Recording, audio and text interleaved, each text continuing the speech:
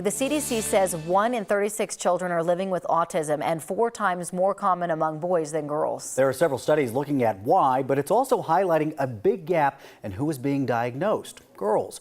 Our Anusha Roy joins us now. And Anusha, you've spent some time with a local psychologist talking about why this is. Yeah, Dr. Jody Thomas has been working with kids since 1996. She's been noticing the same national trend showing up here in Colorado, that more and more kids are being diagnosed. Part of that is that we're screening for autism more. We also have a better understanding of it. So some kids are actually receiving a different diagnosis later in life.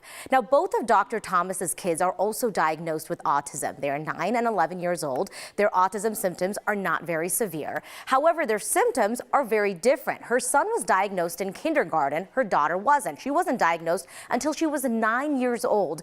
And unfortunately, that happens a lot where a girl's diagnosis is missed or they're not diagnosed later in life. And a big reason for that is because girls are presenting differently than boys. The criteria for diagnosing autism is a narrow focus of interest. And so again, stereotypically, we think of things like little boys being obsessed with trains or cars and having this sort of encyclopedic knowledge of this very narrow topic range. She's not obsessed with one topic until the very talented evaluator we worked with was like, she reads all the time. And she's obsessive about her reading. Like, she will bust through, she could, left to her own devices, she would read 3 or 4 books a day.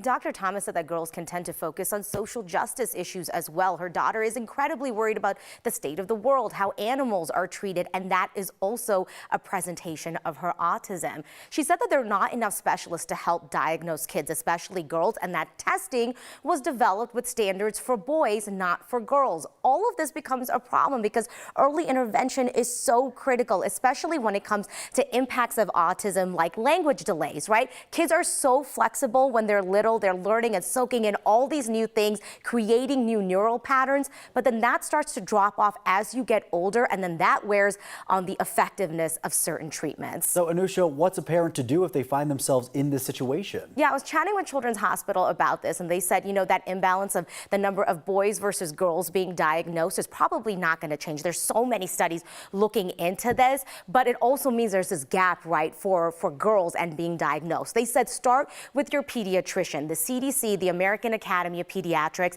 has all of these guidances and screening information online as well. And a part of it is just understanding how different this looks in girls. And Dr. Thomas said ultimately, you're going to be fighting. You're fighting a lot for your kids and asking questions and getting evaluations and pushing and asking when you see maybe we need a different type of help for my child. Yeah, you got to be that advocate for yourself and for your kids. Anusha, thank you.